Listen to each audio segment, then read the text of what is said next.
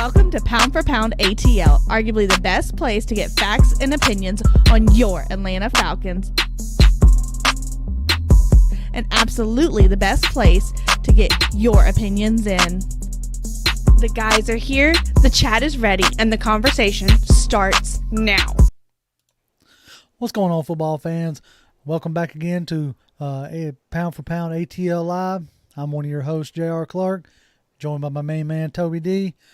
Man, definitely not a what we wanted. You know, you coming off that Saints win, you're starting to, maybe feel a little bit good. But boy, oh boy, like you came out probably with the worst showing since Philadelphia. Since the Philadelphia game, and oh boy, like we this was a game you had circled, like at least the fans did, early on. You had fans looking at this game going, all right, it's a time to like get back, I guess you could say, against Dan Quinn. All of us fully expecting, Quinn's defense to look like crap. And oddly enough, when you give, when Dan Quinn, the talent evaluator, has nothing to do with building the team, Dan Quinn, the coach, pretty good. Yeah. I mean, that's what we said for all those years. Like, you had that talent up in Seattle, and it looked awesome. You were never able to replicate that talent here for whatever reason. Now you go to Dallas where you got the talent again, and lo and behold, you have a good, feisty, fast and physical defense. Yeah.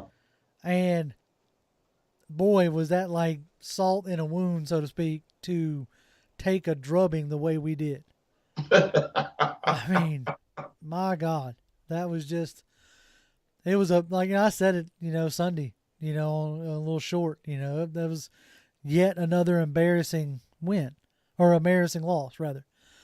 And unfortunately, in Arthur Smith's first year as his tenure as a head coach, he's racking up quite a bit of embarrassing losses. You have the Philadelphia game, embarrassing loss. The way you lost to Washington, to Tyler Heineke.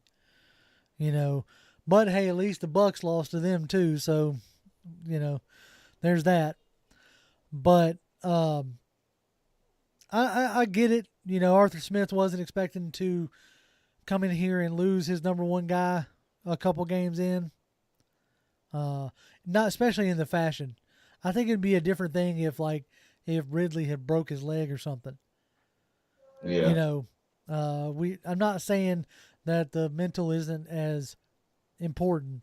It's just sometimes, at least for older guys, a physical injury is easier to comprehend than a mental injury. I'll put it like that. But to lose your number one guy and you turn around and look around and go, man, now I'm having to rely on Russell Gage as my number one.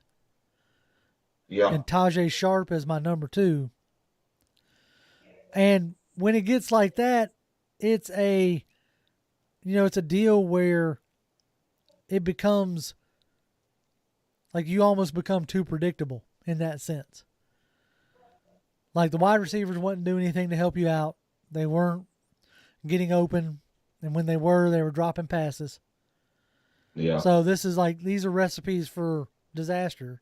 And disaster is what you got, especially when you don't have a run game. And you haven't had a run game. And that's the part that baffles me, really. Is up to this point, you haven't had a run game, and it doesn't look like you've done much to try to adjust it and try to figure it out. They can't. Right. I mean, they can't, JR. You're in the season now, so whatever your game plan was coming in for the year, you got to stick with it. You can make small adjustments, but you change up too much, then it really takes the whole team off focus for real. So you have to keep what you have in and just hope that it can get better down the road. Yeah, you had Wayne Gallman in. Yeah. So that was at least nice to see them, trying, I guess you could say, for what that's worth. But I think that had more to do with Patterson and his ankle, getting dinged up, because that limited his play. But still, he was averaging, he had 15 carries for 55 yards. He out-carried number-wise, Mike Davis. Mike Davis only had 4 carries. At this point, I think they finally tomorrow will tell a lot. Right. Tomorrow's game is going to tell a lot whether they have given up on Mike Davis or not. Yeah. Because right now, the only thing, in my opinion, that Mike Davis is bringing to the table is blitz pickup. Because as I brought up earlier, everybody likes to point to the fact that Mike Davis has evaded 31 tackles, and how that's such a nice stat, his broken tackle rate or whatever. But he's had 2 breakaway runs all season. 2. That's ridiculous. His yards per carry is 3.6, but when you adjust it down to what is considered a true 2 yards per carry, it's 3.2. They don't cut it, man. They don't cut it at all, especially when behind almost pretty much the same offensive line, that he ran behind last year. Guys like Chuba Hubbard, who you could have had, are producing. Yeah. Yeah. You know what I'm saying? Yeah. Guys like Amir Abdullah are producing. Yeah. Then you turn around and look at the opponent that you got coming up next, and they got a guy that I wanted in Ramadre Stevens, who rushed for 100 yards. He was rushing for 5 yards a carry last week against the Browns. Man. And the Browns got a better defense than we got. And they rushed to the tune of, hold on, I got it pulled up right here. I'll tell you what they rushed to the tune of. Get over here to the stats, my good man. Rushed to the tune of 184 yards against the Browns. Against Myles Garrett, against, Tack McKinley, you know what I'm saying? Yeah, I mean, against a better front than we got. Yeah, we just, man, talking about this roster, you got to give kudos to Dallas. They did exactly what you're supposed to do. Yeah. A talented team versus a team that clearly does not have the talent to hang. I guess what disappoints me the most, good news is we've gone through the NFC East now. Oh yeah, right. We don't have to continue losing to them. Yeah. Bad news is none of them had winning records last year. So that's another disappointing feat. Now, even though Washington football team made the playoffs, they went in at 7-9. Now, that's not a winning record. Right. It's just because the way the playoffs is set up now, somebody has to go, whoever wins the division. Right. But Dallas was only a matter of time with them. They had the talent there, and they continued to build the talent. And they went after Dan Quinn, after letting Mike Nolan walk, who just was disappointing when it came to calling that defense over there last season. Dan Quinn clearly was an upgrade after we let him go.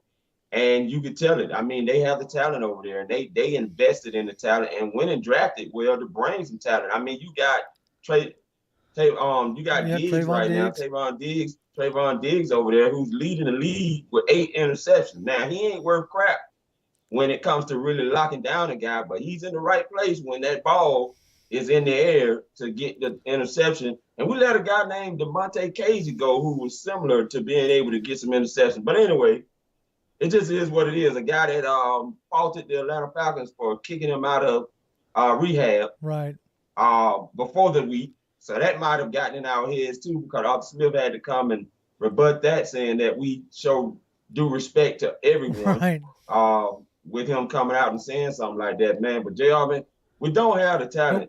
Clearly, if we're 1-3 against the NFC East, who clearly had no winning records. 1-3. Can you believe that? We only beat the Giants out of those 4 teams. That was a late game win. That was a come from behind. It was a late game win. So yeah, I mean, look, at this point, it is what it is as far as what this roster is. I will say this, like, in a sense, kudos to the coaching staff. Like, we have, like, matched our win total from last year. Yeah. There are a few games that I felt like last year's coaching staff would have messed up, would have lost.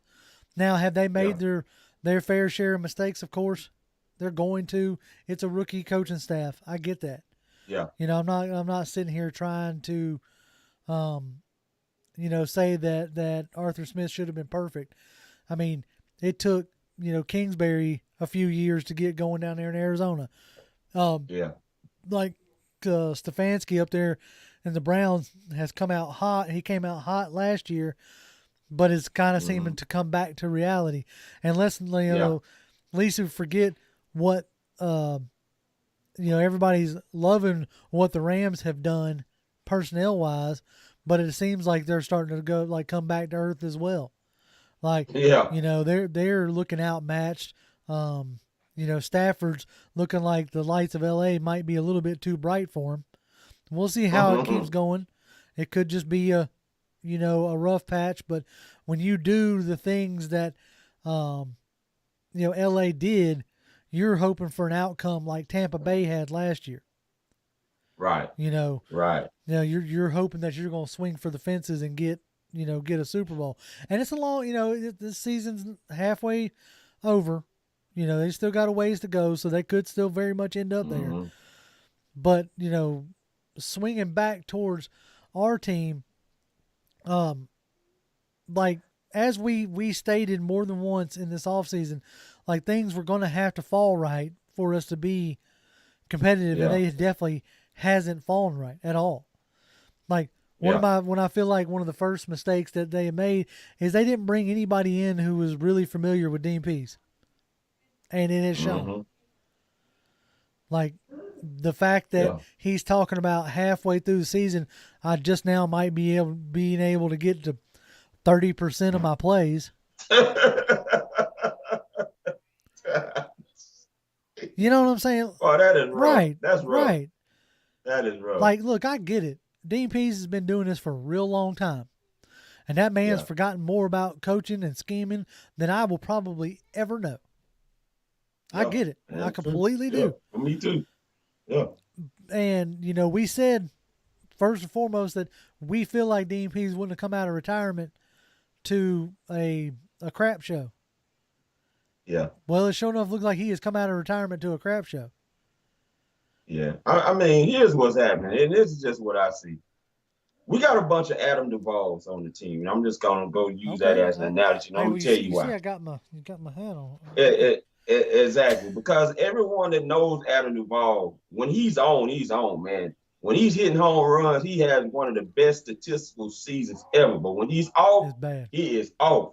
Kind of similarly to the Dan Ugler that we had brought over here from the Marlins over here to the Braves. When he got to us, he sucked. But when he's on, he's on. And we got a bunch of hit and miss guys. I can see why you brought Aaron Harris here. But you're missing with Aaron Harris right now because the interceptions that he's gotten when he's been on, he's not getting this year. He's dropped about 5 interceptions I can count total this season. Right. 3 of them he had against the Washington football team. Now, you think if he'd have caught at least 2 of those, we could have changed the momentum of that game, right? He dropped 1 against the Giants. Then, if we get that pick 6 on that first drive, because it was a pick 6, he was going to the house. Trust me, when you jump a route like that, you taking that baby straight to the house, Doc, because ain't nobody going to be able to catch you once you're going up through there. You think if he get that pick 6, that totally changes the whole momentum of how that Dallas game is going. Because their whole plan was to jump on our heads and to jump on our heads early, and they accomplished that. Yeah. And that's exactly what they did. Now, the thing, I completely agree. And, Millie Mills in the chat, we're going to close our opening salvo here in a minute and get in the chat.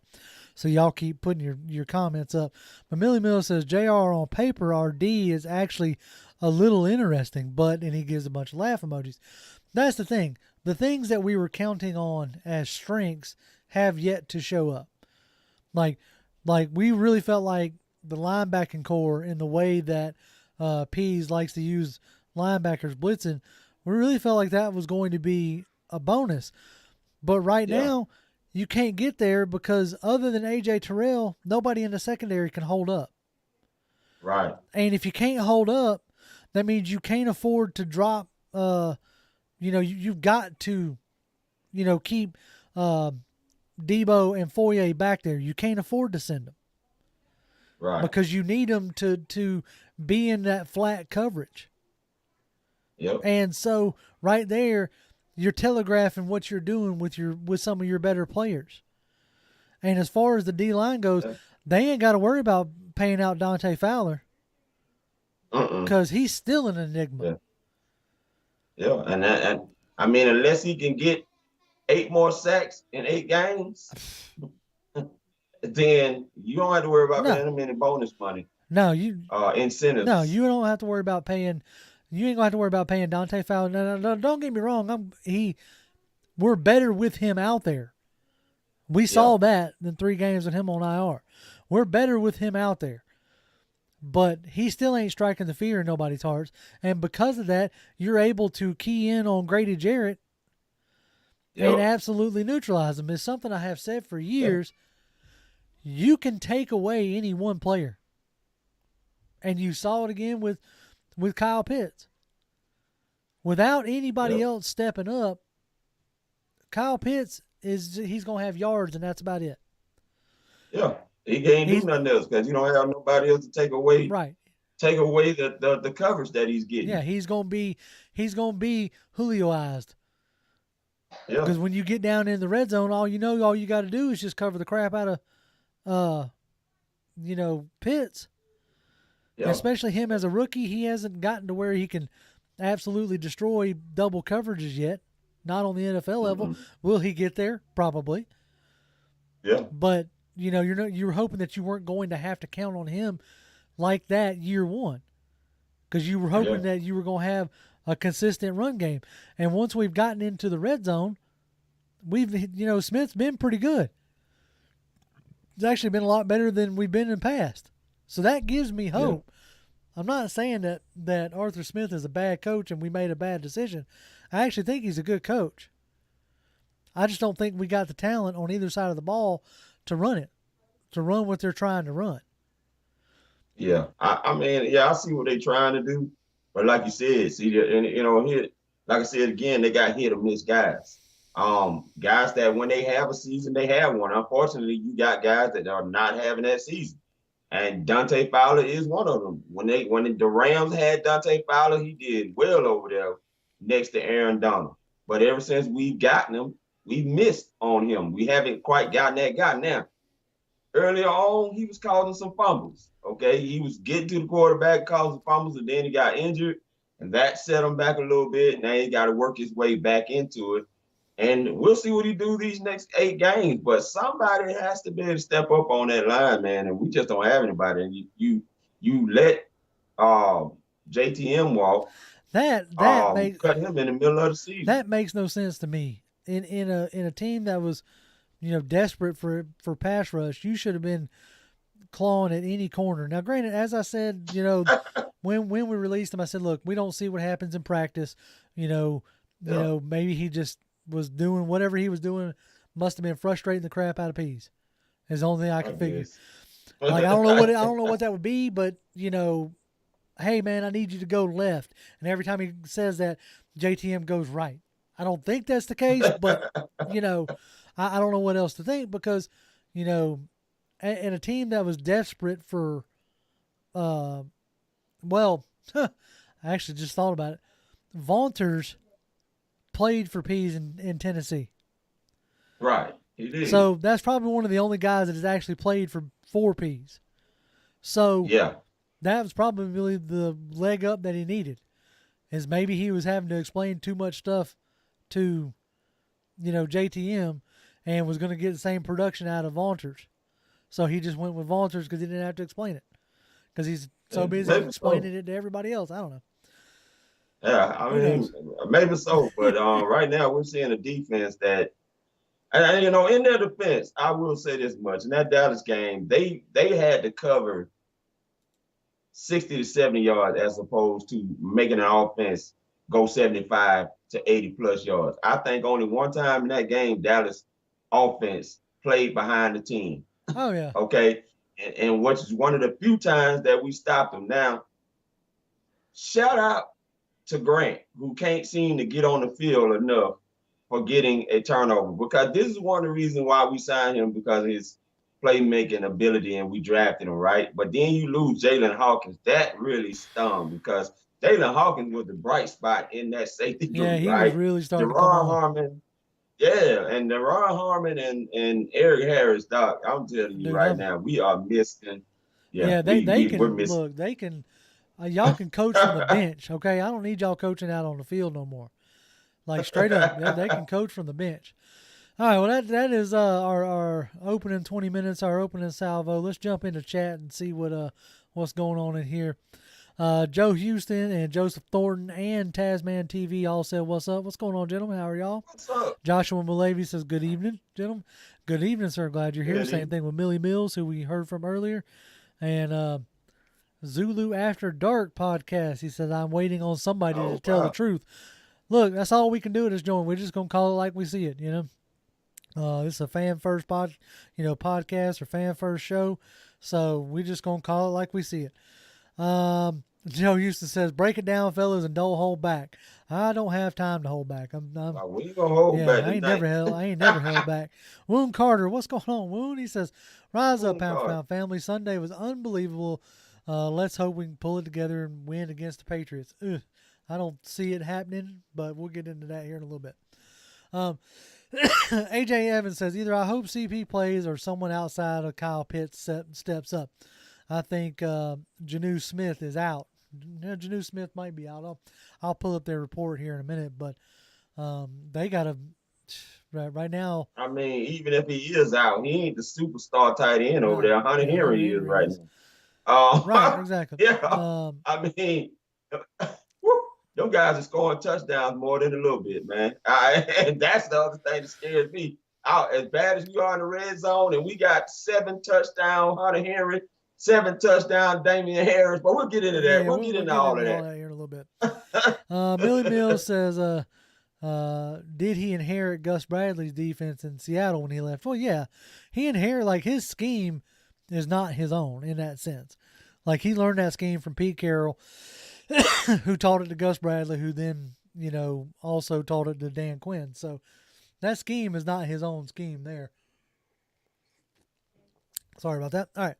But yeah, that's the thing is, like, here, like, what he showed you is that he's, Quinn is not a very good talent evaluator. Like, coaching, sure, talent evaluation, not so much. And then when you don't have the talent, which is what we're like everybody's talking about, it was a revenge game for Dan Quinn. Dan Quinn should be just as pissed off looking at the team that he left. Like, looking at the condition that it was left in. Like, he shouldn't, like, getting that game ball at the end of that game. That was ridiculous. Like, you know what I'm saying? Like, that team was in that bad of shape because of what y'all did. Yeah. So, like, you missed out on Vic Beasley. You missed out on Tack McKinley. You missed out on Jalen Collins. You missed out on DeMonte Casey. You missed out on, Keanu Neal, who now is a linebacker for you. So that I didn't even realize was even on the field. Was he on the field? Let me see if he got any. Tackles or anything. Hold on. I got to see now. Right. Because I didn't. He got 1 tackle and 4 assists for a first round draft pick. But you see what I'm saying? Like, it's this team is in the position that it's in mainly because of the decisions that man made. You're gonna sit here and want to talk about a revenge game. Right. Revenge game, my foot. He did that crap to himself. Right.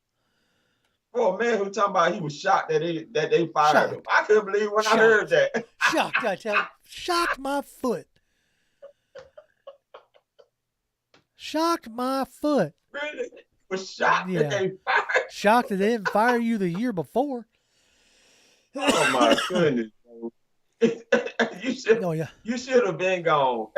But listen, I mean, I give him a little credit. He's 2-0. He's 2-0 against Dan. He's 2-0 against Matt Ryan as a defensive coordinator.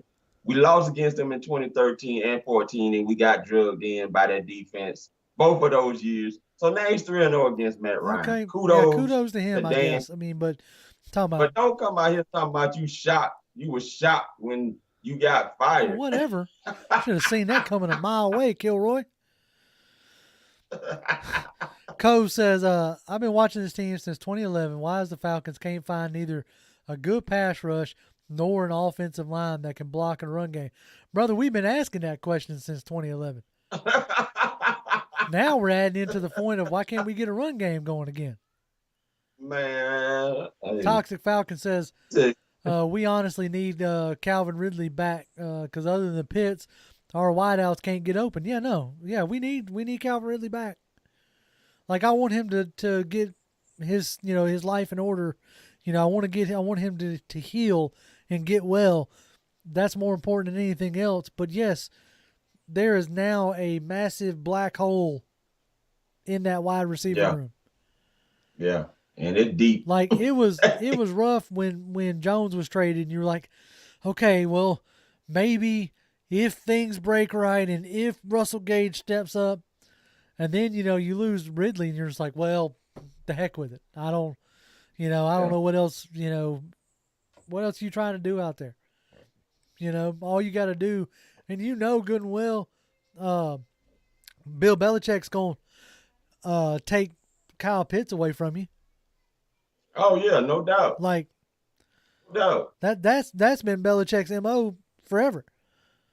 He's he's the one that he took that concept, that prime concept of, back in the day they'd put Dion on the second best receiver, and dictate where you went. He's a prime example of taking away your best weapon. Straight up. Yeah. So. Yeah. They're going to take them. They're going to take them away. I mean, all I can do is see what Dean Pease can drum up against, Josh McDaniels, see if there's some familiarity there, and see if there's something he might have an advantage on. But you got to have a defense first to have that type of advantage. And, man, I mean, this defense up front, man, we are atrocious, man. Yeah. It's wow. I mean, Matt Jones is a rookie, and he's playing some of his best football now. I'm still not too happy about his twisting ankle situation. That was a lot of other players, but not either. But again, I hate to say it like that don't surprise me coming out of the Patriots organization. You know what I'm saying? Like, this organization is one that, like, really embodies the whole, if you ain't cheating, you ain't trying. They're the modern day Raiders, okay? I mean, with Spygate, with the Deflate Gate, deflated ball, the Deflate Gate, yeah. Our playbook coming up missing, Belichick is all about cheating. Like, so that don't surprise me one bit. You're gonna have to take your stand mad about this. Yeah. But hey. Let's see. Assassin says, too many of us Falcons fans have too much high hopes for our team making a complete turnaround in 1 year. Well, part of that is due to, like, the crap that they tried to sell us in the offseason. But, that really started to, like, my opinion started to change big time when I went to that first preseason game. And I was like, man, our depth still looks horrible. And it didn't improve, and it hasn't improved. Like, you can really gauge how successful a team is going to be by how decent their depth is. Because you're eventually, no team escapes having to get into the depths of a football team. If you didn't need it, you would only have 22 guys on roster. But you don't. You got to have these 53. So once you get past the top 22, how does the rest of that look? That's going to determine, like, how much you can withstand throughout the offseason throughout the season rather. And what I saw in those preseason games told me that we couldn't withstand any injury whatsoever. Like, anyone. And it has shown up in the loss, like I said, in the loss of Ridley.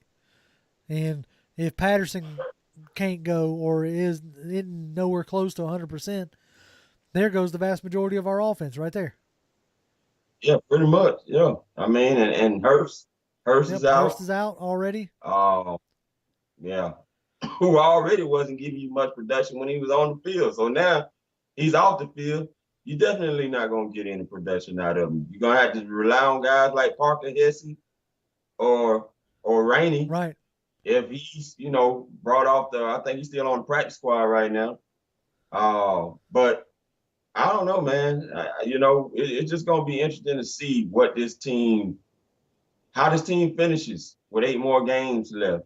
And can they find a way to win? One of the things I said about 3 weeks ago, the Falcons need to find a way to win at least 2 out of these next 3 games, which was the Carolina game, Saints game, and this one. Right. Now they're going to be on an uphill climb tomorrow, limping in there into that game with less players than they had any other time to try to win this game. Because to me, you're 4-5, which is a good thing. You're 4-5, but now you got to find a way to win this game tomorrow to get tied back up at 500 to really even have a shot to even make it into the playoffs. Because it seems like that is what their goal is, whether they have a winning season or not. If they can squeak in at 8-9, which they could. I mean, yeah. If they get past Carolina, but you got to be able to beat Carolina when you have them come up, 2-3 weeks from now, can't even really look that far because you got to get past New England first. Right. All right. Yeah. I agree completely. Fred Butts is getting on me, which, hey, look, get on me. That's fine. That's what we're here for. He says, JR, you said you don't see the Falcons beating the Pats, but you said the same thing against the Saints. Stop being so negative. Millie Mills follows it up with, don't lose faith, bro.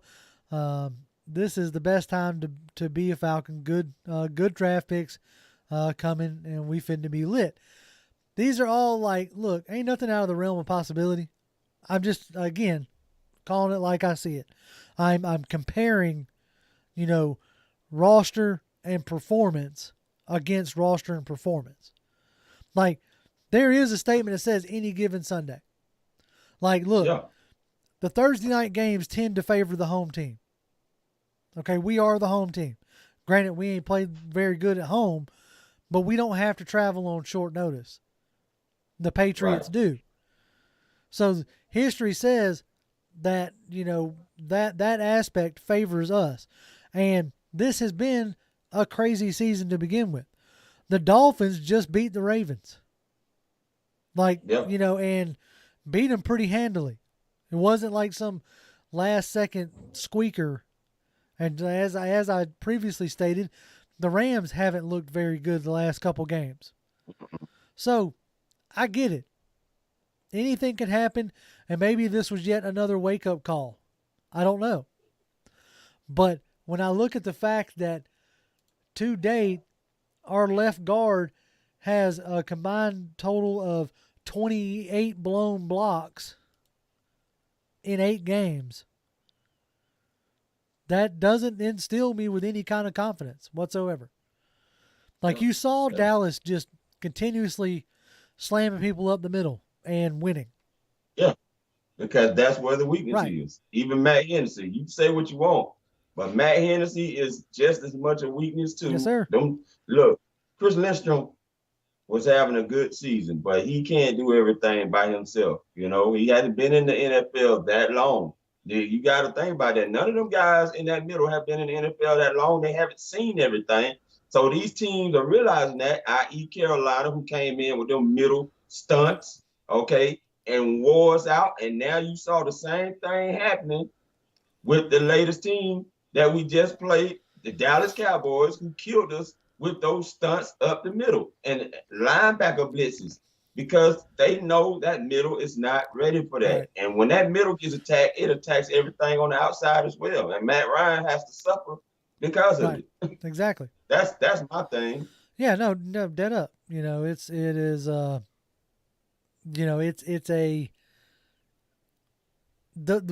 way these games are unfolding are trends that I don't like, and that's why it's hard for me to not be negative as per se, because we're not developing Like, we're not developing consistency. And when in the NFL, in professional sports or whatever, it's what you do the best, the longest is what gets you, wins and what gets you traction. There you go. Okay? There you go. And right now, Yep. there's nothing that we do good for a long enough period of time. Yeah. There's not one aspect of this team that you can rely on. Like, Matt Ryan has to have a perfect game for your offense to be successful. Yeah. If he's the stats bear that out. Yeah. That's Right. Like, if he's just a little bit off, or if the protection is just a little bit, off, everything goes haywire. And when you don't have, a run game to help alleviate some of that, because you're talking about, like, you ran the ball, I'm looking here, 24 times. Yeah. We had 109 yards, but they were garbage yards. Right. I mean, Now, I like, I liked what I saw out of Wayne Gallman. Hopefully they'll keep going with that hot hand, or with a hotter hand.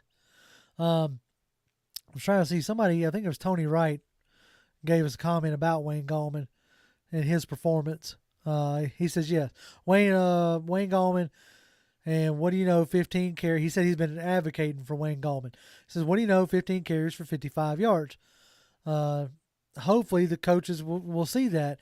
And, Nick Bungalow says, bring up Huntley or Olesen.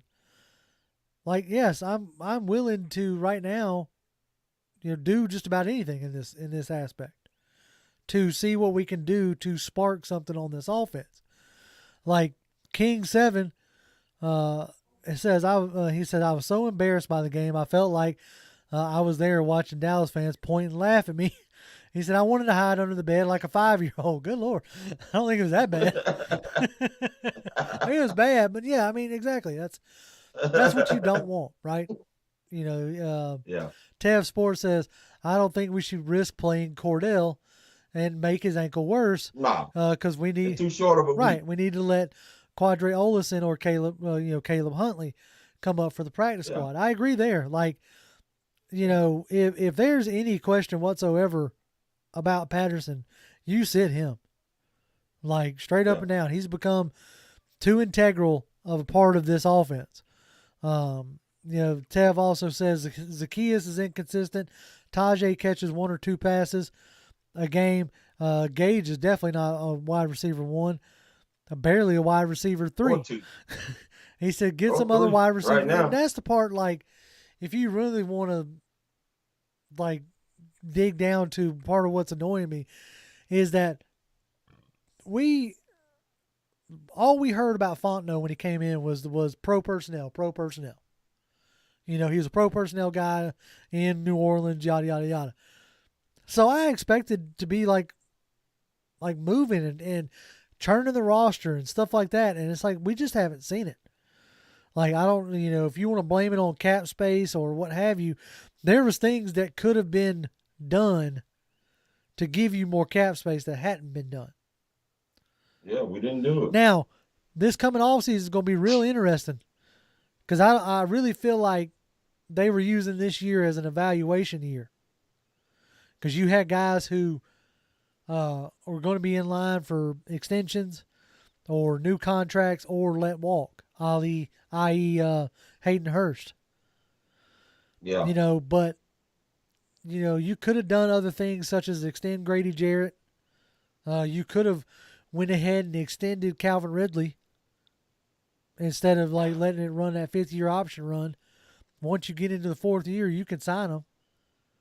So you could have created cap space there. Instead of doing a restructure, you could have given Ryan an extension. Once you passed up on the quarterbacks, you were locked into Ryan.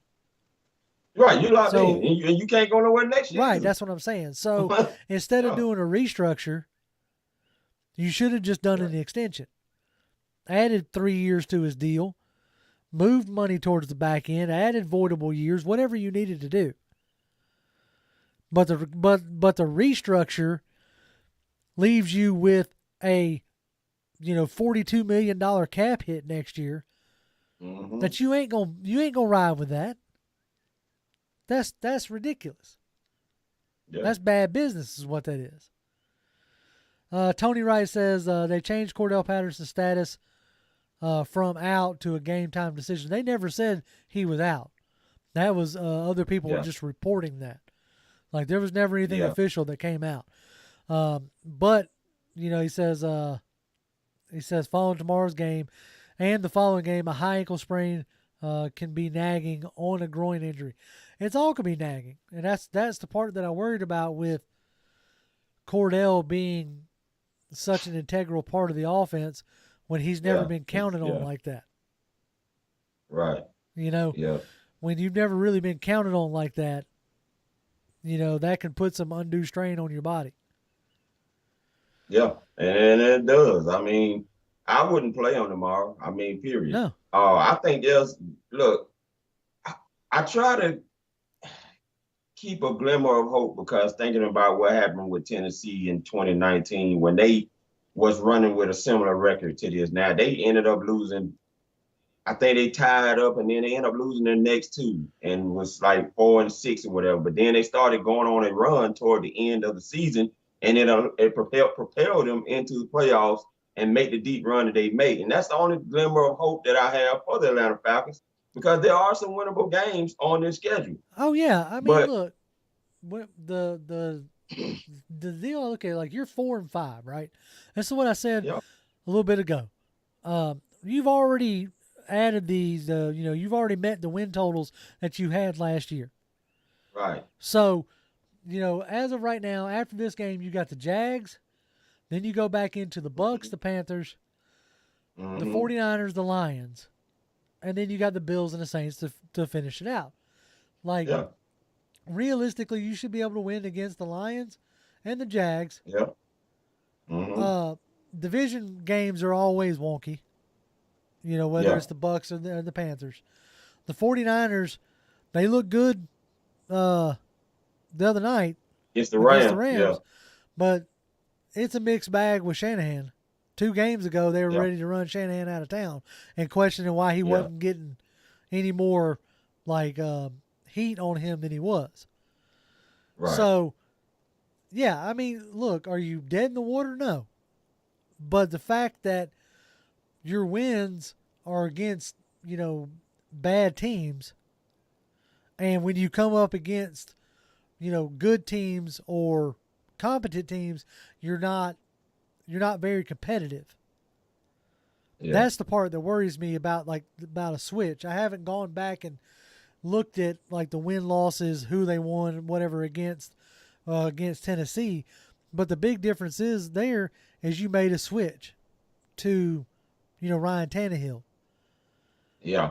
And when you made that switch to Tannehill, you really started leaning on Derrick Henry. Yeah. And that was the change, is that you started leaning on Derrick Henry. We don't have a Derrick Henry that we can start leaning on. And unless all of a sudden they pull up Quadre Olison and he bust out in a way that nobody saw coming. But I ain't seen nothing that suggests that that's going to happen. Yeah. I mean, at this rate, we don't know what's going to happen tomorrow. That game, like I said, you're limping in there, man. We don't know who we're going to have. Right. to even suit up against the Patriots tomorrow. And man, the Patriots are playing some hot football right now, and you're running into a hot team that's won 4 in a row, and that money they spend in the offseason is starting to pay off now. 6-4. And like I said, man, we're 4-5.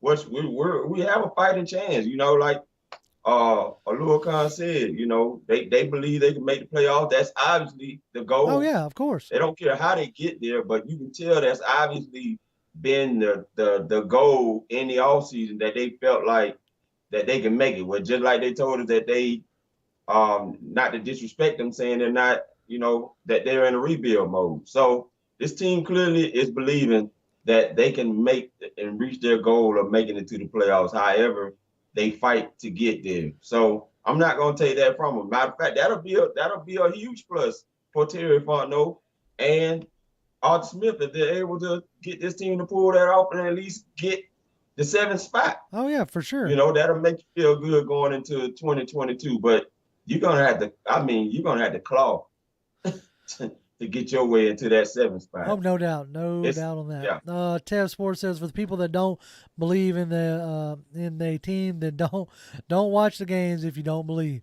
we can get a wild card. I can see if it was last season or if we was doing worse than last season, but we're better. Technically speaking, we're not better in a sense, but I mean, I get it. I understand. Normally, I am the one that leans more towards, optimism. I just look at like I said, I just continue to look at how we're playing, the fact that the defense isn't making any strides. If we were getting incrementally better, I would have a better, feeling about this. But I mean, your point totals, you haven't, outside of the Giants game and the Panthers game, heck, you let the Jets score 20 with Zach Wilson, who was, throwing turnovers left and right, and they're not even any kind of rush to put him back in. You've let Trevor Siemian with the Saints score 25. The Dolphins 28. Trevor Heineke, Tyler Heineke, 34. You see what I'm getting at? Like, I understand the thought process of if you don't believe your team, don't watch. I get it. And I try not to come out on here and be all, Debbie Downer-ish or whatever. Just like Tasman says, the Patriots are +7 against us tomorrow. In our building. On the road, Thursday night. That tells you what the odd makers who make their living off of deciding, who's going to win and lose on bets, what they think. Like they're a touchdown favorite on the road. Yeah, that tells me a lot right there. Yeah, I'm gonna say this much about that. Don't watch team you don't believe. This ain't Miracle on 34th Street. Okay? You see this line, that front line, offensive line is getting exposed now.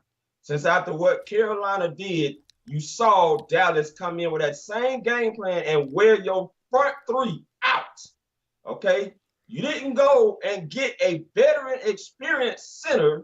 You stuck with second-year Matt Hennessy. All right? You got a Jalen Mayfield over there that never played left guard before in the NFL, was a left tackle. Yeah, right tackle. A right tackle, excuse me, when you drafted him. Yep. Okay? So you want to tell me if you don't believe in your team, don't watch them, thinking this is a Miracle on 34th Street. Sir, it is none of that. If your trenches stink, you're not going to win a lot of games. That is not an opinion. That is a fact. Yeah, I'm about to say, look at what's going on with Seattle the past few years, with now in the Super Bowl and the first part of this season in Kansas City. They gave up a lot. Both Kansas City and Baltimore gave up a lot to remake their lines. Yes. And these are with the mobile quarterbacks. These are with guys who can move, and you're still trying to remake that line. Like what caused Andrew Luck to retire? The lack of a line. Getting beat up. So yeah, I mean, it starts in the trenches, just like Nick just said. He said it. He typed it as soon as I said it. It starts in the trenches on both sides. Joe Houston says, JR, I'm not gonna lie, I was worried when we hired Arthur Smith. I felt his success was mainly Henry and company. I still don't understand why we didn't hire a proven GM and a proven coach. I'm gonna have to disagree with you there, Joe. Out of the guys who got hired this cycle, I felt like Arthur Smith, and I still feel like Arthur Smith is one of the better coaches. Like, I went back and, I distinctly remember the talks before, Arthur Smith took over. People felt like Henry was a bust. And this was when, Mike Mularkey was coaching with his, exotic smash mouth. Henry couldn't beat out, I can see his face, the guy from Arkansas, former Dallas running back. Oh, Right. Marcus Murray. DeMarco Murray. His name, DeMarco Murray. DeMarco Yeah. Murray. Yeah. So Hmm. with that being said, like, Arthur Smith had a major hand in Tennessee's turnaround offensively. There is no doubt there. It wasn't just the running game. It was the passing game. It was, the efficiency that he brought to the offense. So I felt like it was a good hire, and I'm still not like I ain't sold. I'm not throwing out the cart just yet, or the horse, so to speak. I still think that Arthur Smith is a good coach. I still think that Fontenot can be a good GM. I just don't know what his vision is just yet, and that's part of the problem. Yeah. I would go as far as to say I know what the vision is, but they got a bunch of missed guys, and I keep going back to that. That the guys that they chose, they were hoping that they would hit. Like Eric Harris, when he's had a good year of interceptions, he's had them. Right. Those interceptions, when it's a good year, he's made those interceptions, and they were momentum changers. Dante Fowler, if he has a good year, he's good. But all the guys you chosen, they're misses right now, and that's what's making them look bad. I don't disagree with the choices he made. He did what he could with what he had, but what's making them look bad is because they're missing instead of hitting the way that they were hoping this team would do. You're not getting enough turnovers like you would like, and Dion still looks like he's trying to figure out his role, not being the play caller with the green dot, because Fourier has taken that role. So if these guys were hitting a little bit more than they were missing, the defense would be better. But that those missed opportunities on defense have really hurt them, and Harris has probably hurt the defense more. I hate to say it. I love Harris. He's a godly man. But them 5 interceptions that he has dropped this year, and I can name all 3 games where he had those chances to make them 5 interceptions. Trust me. I can go back over and close my eyes and tell you what games they were. But he makes those interceptions in at least those 3 games, we could be talking about a different record for the Atlanta Falcons. But because this team defensively is not able to capitalize on those opportunities, when they miss bad, and it hurts the whole team. Yeah, exactly. And, we got some folks saying, Josh Gilman says we could have took Javon Holland or Morig, and we took Richie Grant. I think Richie Grant's going to be fine.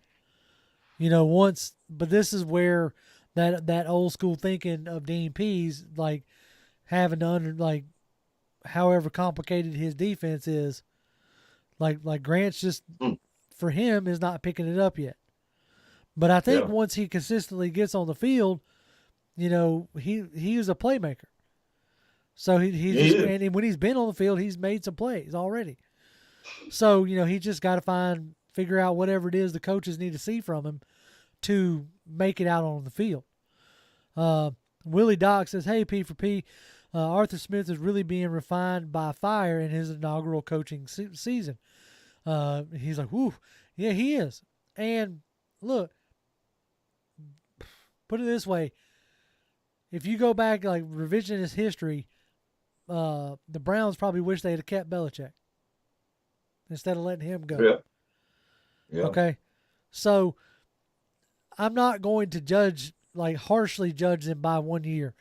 When there's things that confuse me, I'm going to bring it up. Yeah. Like the fact that you didn't draft a running back and you stuck with Mike Davis. To me, you could have taken Mike Davis's money and, added it to Eric Harris's money and maybe got a better safety to put back there. Or, instead of, paying Mike Davis, you could have upped the sweeten the pot for a David Andrews who went back to the Patriots. Because the early word was that you were in on David Andrews and you wanted that more experienced, center, but you couldn't afford the price. So there's a lot of things where the actions don't don't meet up with the talk, but there's just some things like when I see that kind of stuff. Sorry, my brain locked up. When I see that kind of stuff, I'm going to call it out. Yeah. You knew that you wanted to be a run team. The fact that you, even to this point, you're still one of the league leading teams in running on first down. Like even now, with a bad O-line and an ineffective running back. So I see what you want to do. Right. But you didn't bring in the pieces to do it. Yeah. Like you could, I bring up Ramondre Stevenson, not just because we're going to play him tomorrow, but because he was a back that fit the mold of Derrick Henry. Yeah. Like he was a bigger back, hard to take down, and once he got going, was pretty quick, and fit that one cut system, that stretch run one cut system. Yeah. And you could have taken him in the third or fourth round, and you didn't. So, it is what it is at this point. Now I need to see you be able to adapt to what you have. And you saw it for a few games. I'm not going to lie. You saw it for a few games. But now the rest of the league is caught on to what you're trying to do. Yep. And nobody else is able to continue to step up. Yep. Nope. So. Yep. They are exposing your talent. Your lack of there is. They're starting to expose it now, and they're going to continue to do that until you can figure out how to get the team coached up to play better. Because that's basically what it is right now. Yep. You got to figure out trigger words to get this team to come out and overachieve, and that's basically where we're teetering on right now. Right. Overachieving. Yep. Yeah, we are. Because if they don't do that, it's a wrap. Now, right now we're fluttering in the territory of the Lions of old, or the Lions still really, the Jags and the Browns of old, where you're winning just a few games a season, against other bad teams. So we're going to need that spark plug, whether it comes when we finally get a true workhorse on the defensive side of the ball, whether it comes where maybe Arthur Smith realizes that he needs a more dynamic back and goes and gets one, kind of deal, and whether it's the draft or what have you. So it'll be interesting to see. Josh Gillum says Jalen Hawkins has earned more snaps. Is he starting? When he's not injured, he will be starting, I believe. Let me see. Yeah, I mean, he's already said that he considers Jalen Hawkins as a starter. Right. And when he wasn't able to play, that hurt. Yeah, that hurt big time. Yeah, he's been one of the bright spots. Yeah, I wanted to see. Man, I'm trying to pull up the injury report. Y'all give me 2 seconds. My normally I could type and talk at the same time, and it's just not working today. We know Hurst is out. Yeah, we know Hurst is out. And Jalen Hawkins, Cordell Patterson are questionable. Let's see. Who else is out? That's what I'm trying to get to. My face is probably lit up like the 4th of July. All right, let's see here. Okay, safety Jalen Hawkins is considered questionable. Tight end Hayden Hurst, linebacker Darren Bates, and Kendall Sheffield have all been ruled out. Yeah. So Jalen Hawkins is questionable, Cordell's questionable, and it sounds like Lee Smith is back into play. Well, that's good. So at least that's good to have him back because he's been a solid addition to the blocking scheme.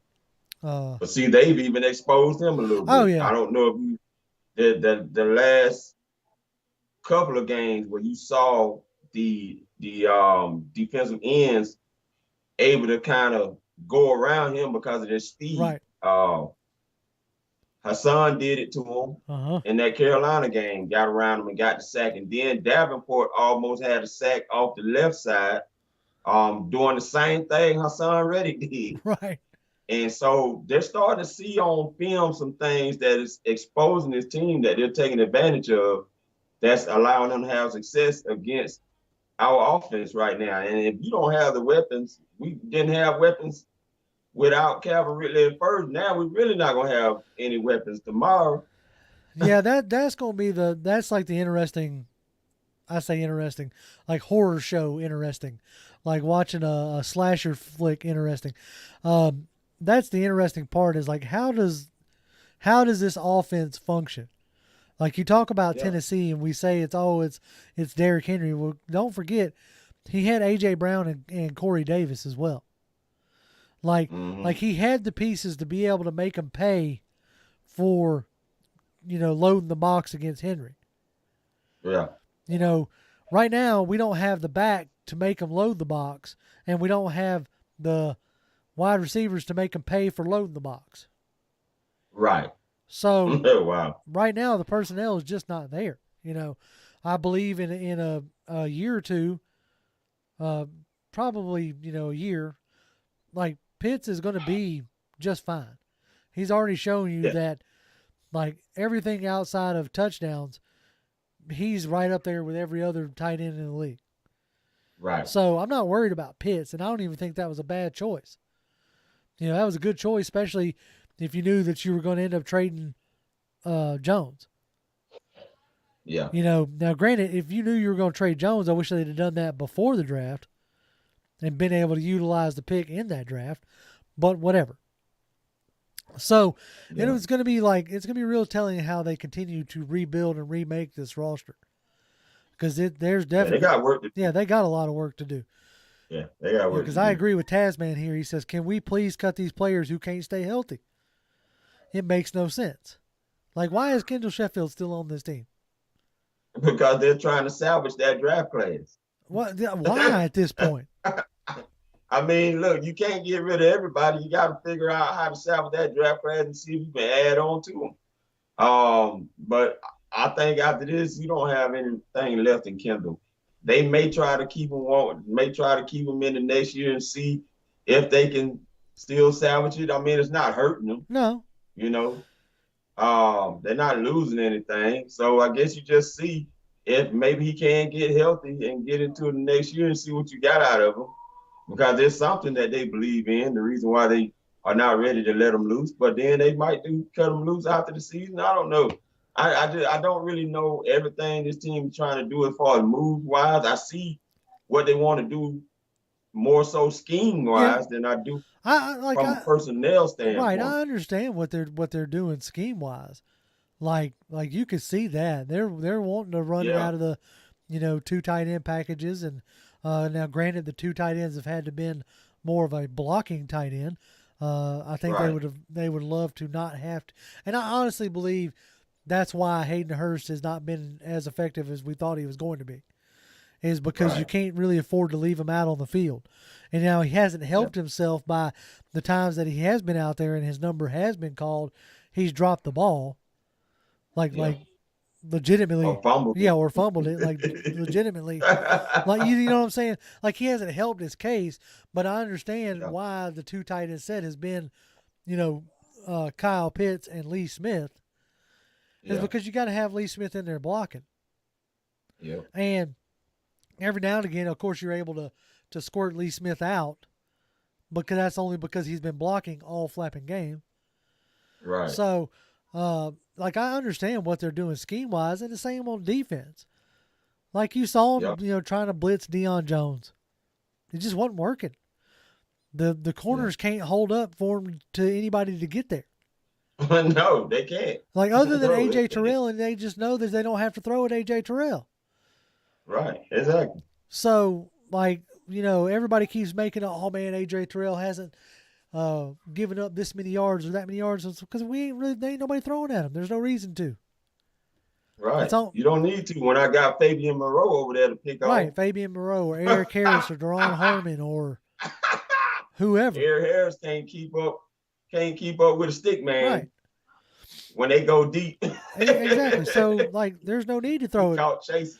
Like, why do I need to throw it at a black hole when I have open green pastures on the other side? Right. So yeah, I get that. So, yeah. Grimley says Moreau and Williams covering Lamb. LOL. Yeah. Yeah. Avery Williams he's getting baptism by fire too. Now, are you surprised that it's Avery Williams over Darren Hall? No. I mean, Darren. Because this obviously shows the lack of development for Darren Hall. He just ain't ready. Yeah, I guess. There's more things that Avery Williams has to offer than Darren Hall at this point. I.e., he could play some linebacker role. He's got a big enough body to be able to play that, hybrid linebacker, safety, corner, and I think that's what they like about him. And maybe next year he'll be fully ready to maybe take over playing a nickel role because he has the body style to me to be able to play the type of style that Dean Pease would like. And I think that's why they like him and are willing to take the growing pains with him because he just offers a little bit more playmaking ability. Right. Now, Darren Hall, maybe next year, maybe he can get something going, but I don't disagree with having Avery Williams out there at all. I just don't. I'm not really much of a believer yet in Darren Hall, and it's been shown because you saw Darren Hall in the preseason getting blown away. Oh yeah. like I never thought. I eat that Miami Dolphins game. I never thought in a million years I would be saying, man, I really wish Isaiah Oliver hadn't went down. Boy, let me tell you, that hurt. He found a home, and that was one of the guys I was so excited about because I felt like he was going to be able to find a home at that nickel, that star rover role for Dean Pease, and he was really coming on. And for him to get hurt and go down, man, that was a gut punch. I was pleasantly surprised, but it was a great make me eat crow surprise because he really came out firing on all cylinders. And that really hurt. That hurt. But see, that just goes to show you the lack of depth that we have. Yep. Khalil Hunter says we need a wide receiver, a running back, a fullback, a left guard, a center on offense and on defense. We need more meat and potatoes on the defensive line and more secondary. So you're telling me, dude, we need a whole new team is what you're telling me. Yeah, basically. You're telling me we need a rebuild is what you're telling me. And that's basically what that sounds like to me. And you know what? I'm gonna tell you right now, y'all probably gonna kill me for this. But if we rebuilding, we need to let Grady Jarrett roll on and trade him. I mean, period. There ain't no sense in paying him. No. There ain't no sense in locking him up. It won't make sense. And honestly, for his age, and I've been saying it now for a while, there ain't no sense in locking up Calvin Ridley either. No. Let him roll too. Yeah. At this point, draft you a running, wide receiver, maybe one that fits more of the style, which is that bigger body, more of a banger, wide receiver. So let Calvin Ridley walk. Trade Grady Jarrett, get what you can for him. Mm-hmm. Yeah. I mean, I love Grady. Like straight up and down. I think he's been our best. I do too. He's been our best defensive player. But by the time the rest of this defense comes along, he's going to be an elder statesman. He sure will. It's going to be almost like a J.J. Watt type situation. Exactly. Like how many games did J.J. Watt win the Texans? Not many. that he can stay healthy for. Yeah, right. So somebody asked Keith Simmons, could Grady opt out of his contract? I don't think he can. Like in that, he don't have that. He didn't have that kind of clause.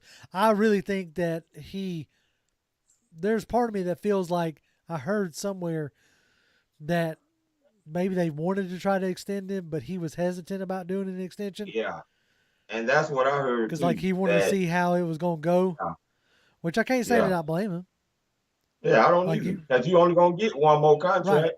Right. And, you're switching defensive styles completely in coaching. Right. You basically sacrificing your stats for the sake of the team. And that's what I love about him because he's a team player. He's literally sacrificing his own stats for the sake of the team. He could probably have 7-8 sacks easily.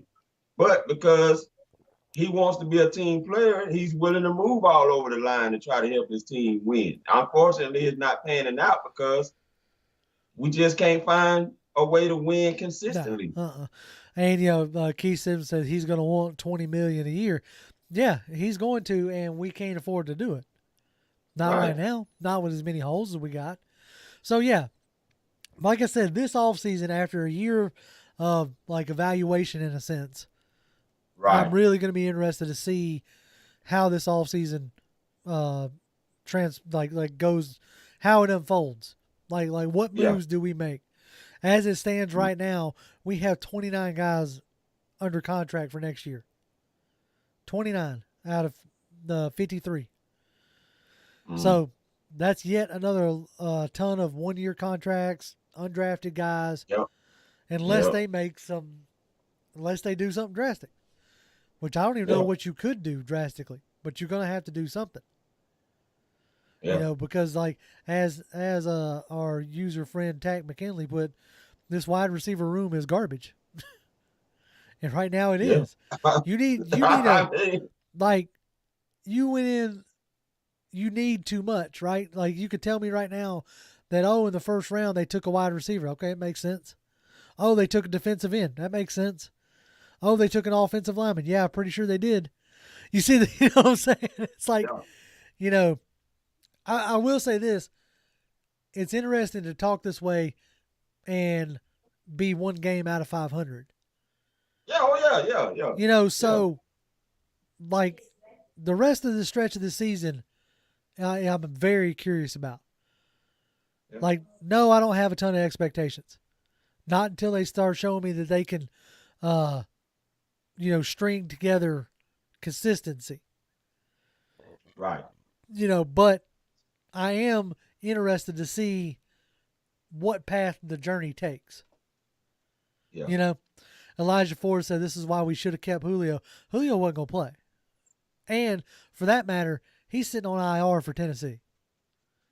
So at least 3 weeks. Right. So, I mean, he's played, a grand total of 2 or 3 games for them? 2 games, about 2 games. Ain't caught no touchdowns. So, I'm actually thinking the fact that Fontenot got a second-round pick for him is pretty impressive at this point. Yeah, that's about the most impressive. Yeah. Right now, with an injury-plagued player, you was able to at least get a second-round pick out of him, and then you held out until you was able to at least get that. So you have 2 seconds going in. Yep. But yeah, I think this is not the time to be talking about any disrespect that you're feeling if somebody says something about rebuilding, because you're definitely going to be rebuilding this team, because there's no way you can still think you're going to be able to take any of them players into winning anything. No. I mean, season. Khalil Hunter adds, he says, take a QB in the first round. He kind of gives like a throw up face or whatever. That's the one position you ain't going to take. Like, because it ain't none. Yeah. Well, and I'll say this much: if we're picking between 15 and 20, and that best player available is a QB, then I won't knock it out the realm of possibility, because it's BPA. So, however they have the board ranked, I definitely don't see a top 10 QB in this draft right now. So, I think you're going to get a heavy defensive draft, and that's what we really need. Let me see here. This time around. I'm going to light my face up like the 4th of July again. That's what happens when I open up a screen over here. Like, Matt Ryan through 9 games or whatever. Yeah, 9 games. Is, 67% completion rating, 2,200 yards, 15 touchdowns, 8 interceptions. Like, he's on pace to have his normal type year. Like, he might be a little shortage on yards than what he normally is. But, like, up to this point, he's, attempts are pretty much on par. Like, his completion percentage, the lowest game he's had so far, you could say was the Dallas game, but he didn't, it was also his lowest attempts. But, he's hovering right around the 65 plus mark, which is what you want. Yeah. So, right now, Ryan has shown absolutely no reason to need or want another quarterback. Right. Then you add on top of it the contract. So, you know, you're not moving on from him. So no, that's the one position you ain't gonna draft this year. Maybe next year. Because if you don't do anything to his contract's up at 2023. Mm-hmm. So, you know, if you don't extend him, if you don't do nothing else, his contract's up in 2023. So, you know, maybe next year you take a quarterback. Maybe. Yeah. But not in this coming draft. You don't. See, Tasman says, JR, they need to start Wayne Gallman over Mike Davis is sorry behind. And that's going to be interesting to see because Gallman out-carried Davis. Now, granted, a good bit of that came in the fourth quarter when it pretty much turned into a preseason game. But maybe they saw something enough out of Gallman to actually give him some run, especially in this game with Patterson being hurt. We shall see. Yeah, right. We shall see. You are correct. We shall see, buddy. Let's see. Antoine says we are still going to make the playoffs, I believe. And then it's let's go Falcons. I mean, hey, it ain't out of the realm of possibility. Oh, it's not, but we got to get this win tomorrow. That's it. It's got to start. You know, we're gonna put a lot more pressure on ourselves to win, to get in the playoffs. Right now, your margin for error is real slim. Getting real slim, getting buddy. Slimmer by the loss. Yeah, yep, it is. Let's see. Somebody asked who's the best back we can get in the draft. There's some cat I've seen named Spiller, Isaiah Spiller maybe, and then there's a Bryce Hall. Sorry, I'm not into like the draft period just yet, so we'll have plenty of time for that. Well, man, I think we did it. I think we covered as much as we could cover. How you feeling about it? Is there anything we missed? I feel good about it. It's more than where I thought we would be. Right. Yeah. I'm just gonna be honest. Yeah, I figured at about the 45-minute mark, we were gonna be staring at each other like, well, I got nothing else. I guess if you just start griping, you can gripe for a while, right? Antoine Wartime TV says, Cook's brother from Georgia, is he gonna come out this year? James Cook. James Cook. I hope he does. Yeah, I don't know. Yeah, he's a good all-around back. I'd like to see him. Let's see. Assassin says he's still a beast, especially when healthy. Oh, I think he's talking about they're discussing Julio Jones. Anthony Ramos says, love truck thoughts, by the way. I'm glad y'all do. Like, I enjoy doing them. I hope y'all enjoy watching them, you know, as far as that goes there. Obviously, it's just what I think about as I'm driving around. Quite literally, I'm stopping and, like, when I stop and get gas is when I tend to film those. So don't ever think I'm actually driving, because I'm not. I promise you. I'm not I'm not driving at all when I'm filming these things. So, but yeah, those are ways for me to. It's also a way for me to gauge y'all's interest in topics. Like if it's something I'm thinking about, and I throw it out there as a truck thought. If it gains some traction, that might be something I revisit later on. You know, so it's a fun thing to do. Anyway, man, I think we should get out of here. What do you say? Yeah, man. All right. Well, as always, y'all can catch me on Twitter. I'm at Grim1128. That's GRIMM1128. Toby Toby D1991. Give our boy Mike Dub a follow. It's Mike _DUB.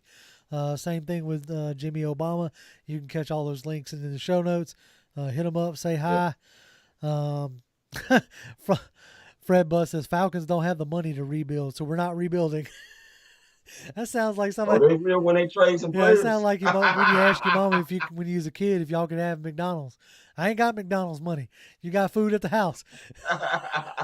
Anyway, all right, folks.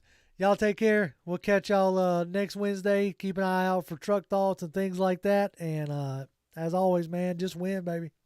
Just win.